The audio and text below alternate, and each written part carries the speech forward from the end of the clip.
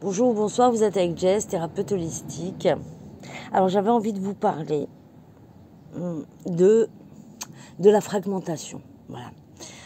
En fait, j'ai constaté que beaucoup de personnes, d'ailleurs c'est un petit peu dans le développement New Age en ce moment depuis un certain nombre d'années d'ailleurs, il y a ce que j'appelle une fragmentation de l'être. C'est-à-dire qu'on a positionné l'enfant intérieur, on a positionné le féminin, on a positionné le masculin, on a positionné l'ego, on a positionné le mental, les différents corps subtils, les chakras, les nadis, les méridiens.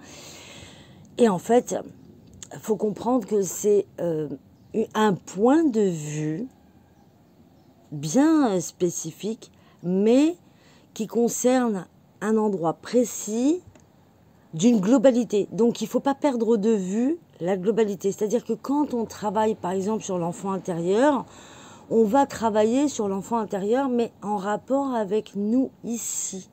Voilà. C'est pas l'enfant intérieur de manière dissociée. Sinon, c'est de la fragmentation. Et après, on nous demande de nous unifier. Bien sûr, il faut s'unifier, c'est très important. Mais si on se fragmente au départ, en coupant notre être en plusieurs morceaux que l'on va mettre dans des cases parce qu'on a lu un livre où il est indiqué que, où on nous a dit que, où on a entendu une information qui dit que, non, en fait, je suis d'accord avec toutes ces informations. Effectivement, il faut travailler sur l'enfant intérieur, travailler sur l'ego, travailler sur le mental, mais en ne perdant pas de vue qu'il fait partie de la globalité, qu'il fait partie de l'être et non pas le dissocier complètement. Sinon, si on le dissocie, on crée énergétiquement une dissociation, une espèce de membrane énergétique. Et là, après, quand on va vouloir s'unifier, il faudra casser cette membrane énergétique. C'est un double travail, en fait. Voilà, donc quand on veut travailler sur soi et qu'on souhaite s'unifier, chose qui, j'espère, est le but de beaucoup de personnes, à ce moment-là donné, quand on travaille sur une part de notre être, on l'associe automatiquement à notre être. Il est à l'intérieur de nous. Il est en interaction avec les autres parts de nous. Il n'est pas complètement dissocié. Il est automatiquement associé. Un peu comme dans l'organisme, si vous voulez. Tout l'organisme entier, tous les organes ont leur importance, d'accord? Mais si, par exemple, vous avez des calculs dans la vésicule biliaire, eh bien, on va traiter, on va dire, cette vésicule biliaire, mais elle fait quand même partie de tous les organes qui contribuent au bon fonctionnement du corps. Voilà. Et toutes les cellules sont unifiées, interagissent entre elles. Pourtant, il y a les cellules des yeux, les cellules du cerveau, les cellules de la moelle épinière, les cellules des os, mais elles travaillent ensemble, d'accord? Donc c'est vraiment important. Quand on travaille quand on œuvre vers notre propre évolution, j'aime pas trop le mot travail, mais je vois qu'il est encore habituel pour moi de le dire. Bref, faut que je travaille aussi là-dessus. Enfin, faut que j'œuvre aussi là-dessus. Donc, quand on travaille, par exemple, sur le féminin sacré, ok, alors bien sûr, le féminin sacré est à l'intérieur de nous, mais on va pas le prendre et le dissocier. On va le prendre tout en comprenant les interactions qu'il a avec les autres parts de nous. C'est clair que si on le prend et qu'on le travaille séparément en le dissociant et qu'ensuite on le réintègre, vu qu'on l'a dissocié, l'univers est juste, dès que vous commencez à le dissocier, il y a une espèce de membrane de protection énergétique qui se crée. Et à ce moment-là donné, il va falloir la percer pour la remettre à l'intérieur.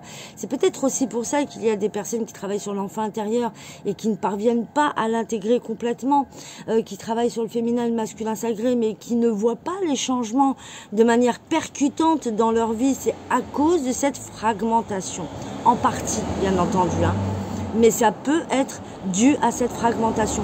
Donc vraiment, quand vous travaillez sur vous, n'oubliez jamais de réintégrer totalement ou même d'intégrer dès le départ les interactions qu'il y a entre chaque part de nous. Quand on travaille le mental, on le travaille en fonction de nous aussi. On va pas le prendre, le regarder. On va l'intégrer, d'accord, et le travailler en nous, de manière justement à ce que les interactions aussi pardon, les interactions aussi puissent bénéficier, ou en tout cas qu'il puisse y avoir une réelle interaction entre le mental, l'ego, la conscience, l'âme, l'esprit, toutes les cellules. Voilà, c'est vraiment dans l'unification. Hein. Si on part sur une dissociation et mettre dans des cases, automatiquement, eh ben, comme on a créé cette membrane, après il va falloir aller chercher et effacer cette membrane, ou même pas la fractionner, mais aller éliminer cette membrane pour remettre les interactions en place, alors qu'on peut le faire d'une manière directe, en fait. Voilà. Donc ça, c'était un petit peu le message que je voulais faire passer par rapport à la défragmentation et à la fragmentation, mais surtout à l'unification. Donc, même si vous voulez purifier une part de vous, c'est très bien, il faut le faire. Voilà, c'est hyper important.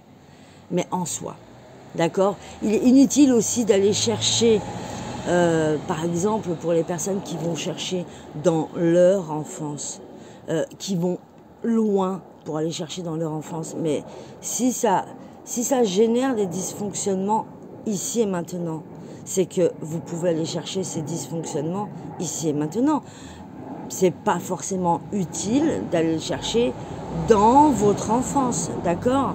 Parce que les perceptions sont différentes, tout est différent à ce moment-là donné. Par contre, aujourd'hui, ça a généré des choses, des difficultés, des choses délicates, un comportement, une forme de pensée, un schéma, peu importe.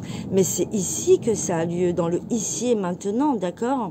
Voilà, donc allez les chercher dans le ici et maintenant et réglez-les dans le ici et maintenant. Parce que si vous partez sur le principe de devoir aller le chercher dans le passé, ce passé qui finalement n'existe plus, c'est comme si on courait un peu après des chimères. Alors que l'univers est bien fait, hein, parce que nous sommes avec le temps et l'espace, mais là-haut dans les énergies, il n'y a ni temps, ni espace, ni frontières. Hein. Donc quand vous mettez quelque chose en place dans l'ici et maintenant par rapport à une problématique que vous avez rencontrée même 40 années en arrière, ça se règle, les énergies se dispersent et vont là où elles doivent aller, d'accord ? On reste pas dans le mental qui veut absolument...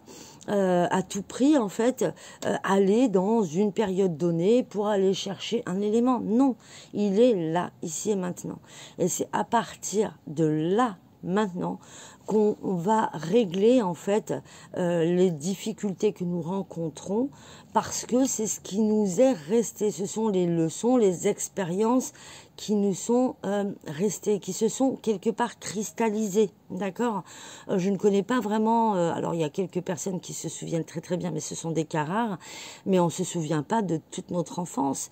Et les souvenirs, parfois, sont biaisés en fonction de ce qu'on a pu percevoir, de l'état émotionnel et psychique dans lequel on se trouvait, de qui ça provient. Est-ce que c'est la mère, le père, la tante, l'oncle, la grand-mère, peu importe. Mais en tout cas, on a une perception qui est différente. Mais une chose est sûre, c'est que les difficultés que nous rencontrons aujourd'hui sont là, ici. Hein. Donc, qu'on aille le chercher en hypnose régressive, pas de souci, parce qu'on a d'autres choses à régler, que c'est une méthode qui permet d'y parvenir. Mais on n'est pas obligé de faire de l'hypnose régressive pour arriver en fait à dissoudre ces énergies cristallisées. Hein. Il suffit de regarder dans le ici et maintenant, et puis de prendre ce qu'il y a à prendre, de le nettoyer, de le purifier, de tirer les bonnes leçons. Alors, pas forcément de dissoudre ou de couper les liens, non. Parce que ces expériences-là nous ont amenés aussi à grandir. Voilà, nous sommes la somme de nos expériences, mais aussi la somme de nos leçons. Et ces leçons doivent être acquises, validées, assimilées et dépassées. Voilà, hein, de façon à pouvoir continuer à évoluer. Voilà, ça c'était un petit peu ce que j'avais à dire concernant la fragmentation. Donc voilà, n'hésitez pas à me dire dans les commentaires, likez, abonnez-vous. J'ai pas l'habitude, je suis pas très commerciale, mais abonnez-vous et puis n'hésitez pas à me dire dans les commentaires quel est votre positionnement, bien sûr, avec respect. Voilà, à bientôt.